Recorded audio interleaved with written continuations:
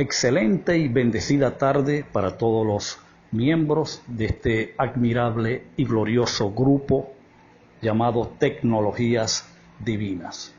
Bueno, amado, voy a responder la respuesta de la pregunta que se formulase y se hiciese en la noche del día de ayer con respecto a quién simbolizó o representó la bestia del capítulo 13 de Apocalipsis, versículo 11, que dice: después de esto vi otra bestia que subía de la tierra y tenía 2 cuernos semejantes a los de un cordero, pero hablaba como dragón.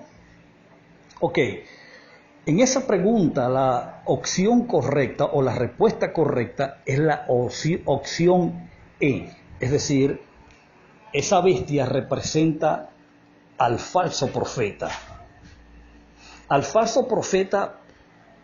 profetizado por Cristo durante el primer siglo.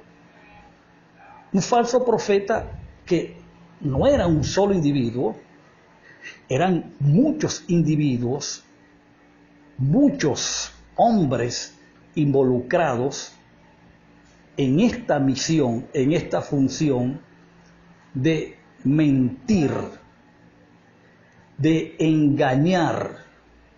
De hecho, el apóstol Pablo, hablándole a los tesalonicenses en la segunda carta, el apóstol dice que Dios permite, hablando de cuando la apostasía se lleva a cabo, estos hombres salen por el mundo de aquel entonces con un poder de engaño.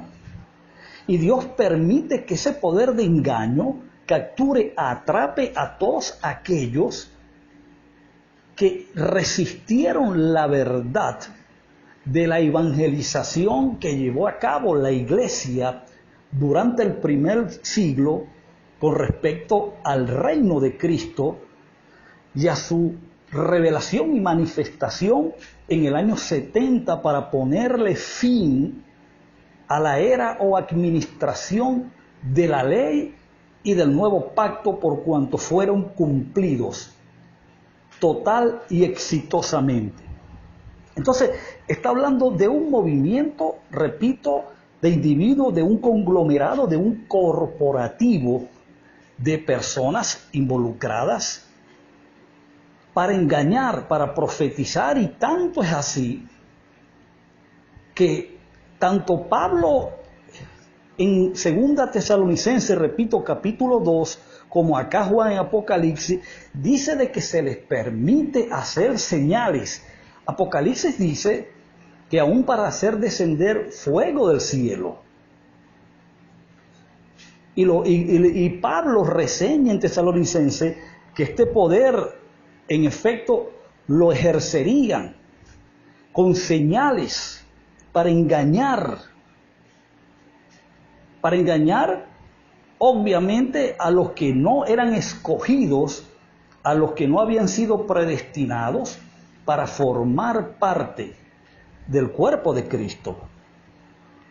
Ahora, es interesante porque se nos habla de que esta bestia tenía 2 cuernos como de cordero, pero hablaba como dragón.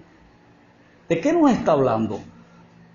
Nos está hablando que este era un movimiento religioso politizado corruptamente. Cuando hablé politizado, era que era un movimiento con características espirituales, pero saturado, bañado y controlado por la corrupción política del Imperio Romano representado en el dragón. Esto es muy importante que se entienda.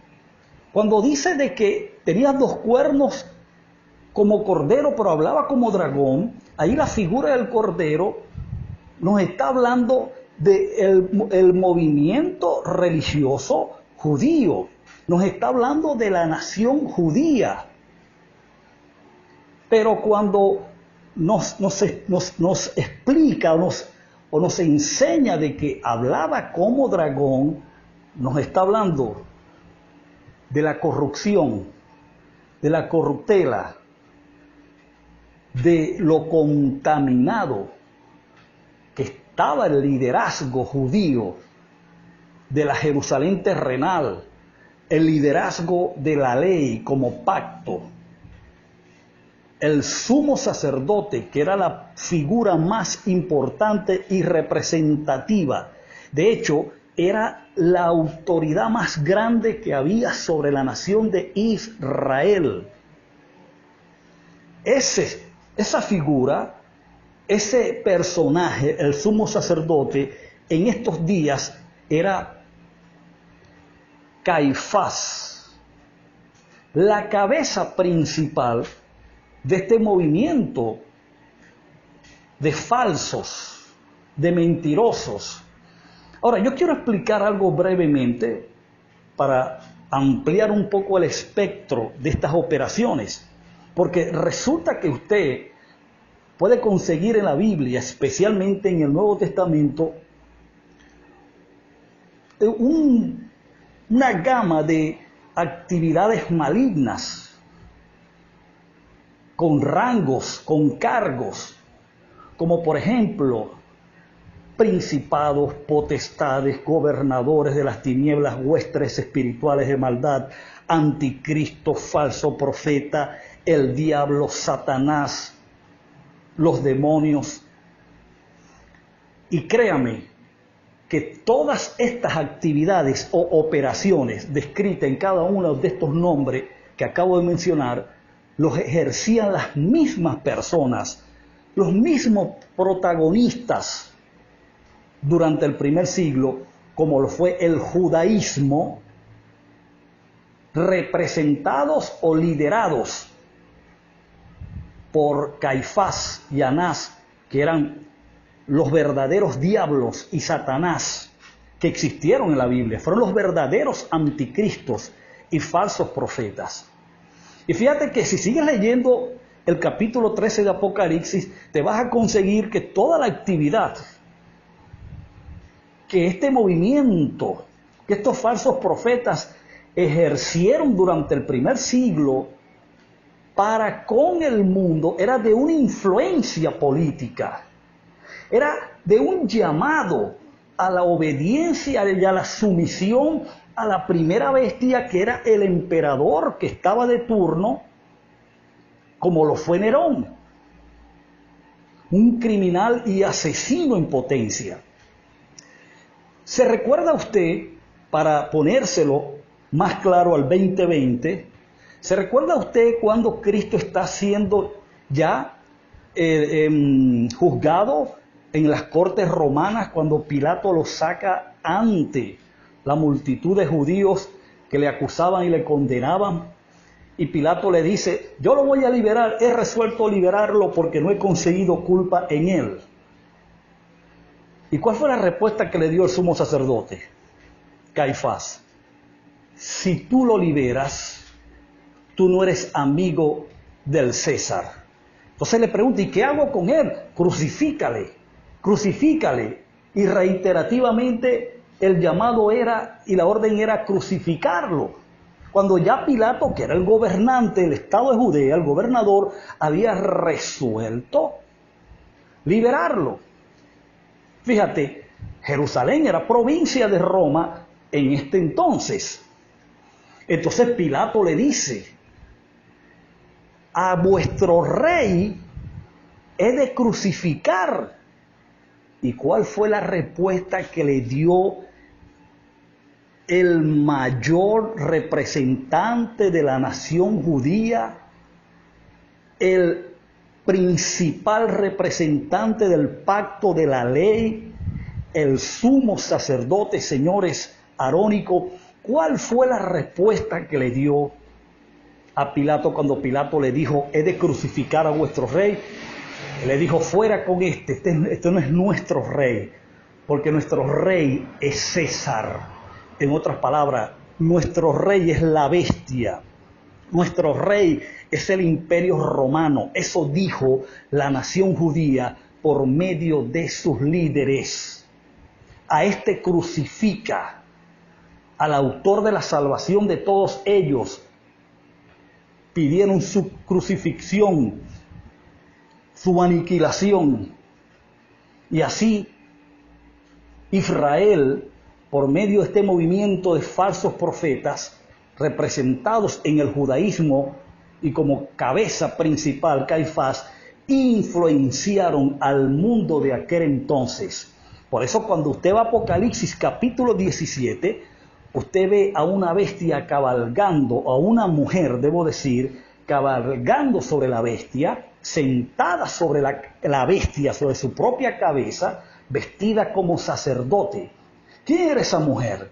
El autor de Juan dice, esta mujer, porque en la tipología hebrea y en el lenguaje apocalíptico, las mujeres son tipos de ciudades. El ángel le dice a Juan, terminando el capítulo 17, esta mujer es la ciudad que reina sobre los reyes de la tierra. Y si usted quiere averiguar quién era esa mujer en este capítulo estaba representando a la ciudad de Jerusalén del primer siglo. Estaba representando y describiendo por su vestimenta sacerdotal al sacerdocio en pleno, con su cabeza principal, que era Caifás, como el sumo sacerdote. Entonces, todas estas funciones, todos estos adjetivos que usted consigue en el Nuevo Testamento como anticristo, falso profeta, principados, potestades, gobernadores, huestos de las tinieblas de maldad, y todo sinfín de funciones malignas, eran los mismos protagonistas en el primer siglo, repito, como lo fue el judaísmo, en obediencia a su principal figura y líder, como lo fue Caifás. Entonces, este movimiento religioso, con apariencia de santidad, con apariencia de divinidad, de lealtad a Dios, corruptamente por la política de aquellos días de Roma, adulteró y fornicó de forma abierta y flagrante en contra de Dios. Por eso le vino el juicio que le vino. Por eso pagaron en el año 70 todas las consecuencias, todo el juicio acumulado de asesinatos, de crímenes, de muertes, desde Abel hasta el último mártir de Cristo en asesinar durante el primer siglo. Entonces, en conclusión, este falso profeta de quien se nos está hablando acá no fue otro que un movimiento de judíos que primero infiltraron a la iglesia, operando como anticristos, utilizando hasta la misma Torá, las mismas escrituras y haciendo oposición a la iglesia. Pero ¿qué pasó? El anticristo termina su operación en la iglesia cuando Cristo comienza a ser revelado por medio de la iglesia, cuando la iglesia produce el apocalipto de quien estaba en ella formándose, creciendo, expandiéndose hacia una estatura, medida y plenitud, y Cristo comenzó a dar vislumbres, efectos de su gloria. Por supuesto que todos los que estaban infiltrados, como lo dijo Juan, salieron de nosotros para que se manifestase que nunca fueron de nosotros. Es decir, que el anticristo salió de la iglesia y al salir de la iglesia comienza a operar en otra fase que es la de falsos profetas, como bien está descrito en Primera de Juan capítulo 4 y en Segunda de Juan también lo dice claramente, de que los falsos profetas no fueron otros que el judaísmo infiltrado en la iglesia durante el primer siglo, lo que Cristo llamó la cizaña, el trigo y la cizaña, que son idénticos mientras el tiempo de la siega no llega. Al llegar el tiempo de la siega, el trigo da fruto, la cizaña es estéril. ¿De qué nos está hablando? Cuando se acercaba el fin del siglo, que era el tiempo de la cosecha, cuando se acercaba el fin del ayón judío de la ley, años 70 después de Cristo, ya aproximaciones a ese año, Cristo comenzaba a ser revelado, manifestado en su plenitud por medio de la iglesia, y obviamente ya se veía el fruto, se veía la manifestación del fruto de Cristo como el Rey de Reyes y Señor de Señores, y todo lo que no era Cristo, todo lo que no era iglesia, todo lo que no era parte de su cuerpo, comenzó a salir, y eso fue la cizaña, el anticristo, convirtiéndose luego en falsos profetas, y comenzaron a ir por las naciones de aquel entonces a mentir y engañar, porque aún se le permitió poder de engañar a todos los que rechazaron la predicación del Evangelio. Así que de esta manera cierro con la respuesta a la pregunta que hiciésemos en la noche del día de ayer. Continúen teniendo una bendecida tarde.